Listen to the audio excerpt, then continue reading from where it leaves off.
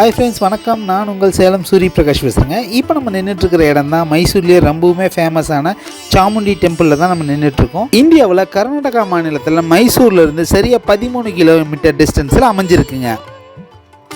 இந்த கோவில் சாமுண்டி ஹில்ஸில் அமைஞ்சிருக்குதுங்க.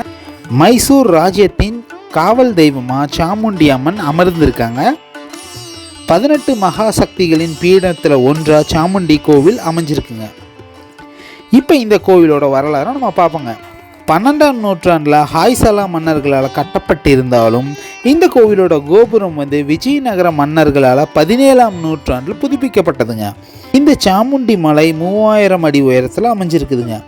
இந்த கோவிலுக்கு போவதற்கு 1659ஆம் ஆண்டு 1000 படிக்கட்டுகளால் நிறுவப்பட்டதுங்க. 800வது படிக்கட்டில் அமைஞ்சிருக்கிற சிறு சிவன் கோவில் எதிரில் 15 அடி உயரத்தில் 24 அடி நீளம் கொண்ட கருங்கல் நந்தி ஒன்று இருக்குங்க. இந்த நந்தி சிலை 2ஆம் நூற்றாண்டை சேர்ந்ததுங்க. மேலும் இதனுடைய தகவல்களை ஆய்வு செய்த போது நம்ம மனதில் இருக்கும் குறைகளையும் மன கஷ்டங்களையும் சுமந்து வரும் பக்தர்களுக்கு அன்னை மனமுருக வேண்டினால் அவருடைய அருள் கிடைக்கும் என்பது ஐதீகம்ங்க.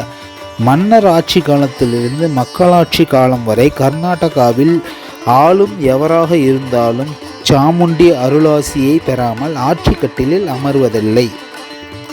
சாமுண்டீஸ்வரி தேவியை தங்கள் குலதெய்வமாக போற்றி வணங்கி வரும் உடையார் அரசர்கள் 1823ஆம் ஆண்டு திராவிட கட்டடக்கலை பாணியில் கட்டியிருக்காங்க. ஆடி மாதம் வெள்ளிக்கிழமைகளில் இங்கு சிறப்பு வழிபாடு செய்யப்படுதுங்க. 3வது ஆடி வெள்ளிக்கிழமை தேவி அவதரித்தார் என்பதற்காக சிறப்பு அபிஷேகமும் நடைபெறுதுங்க.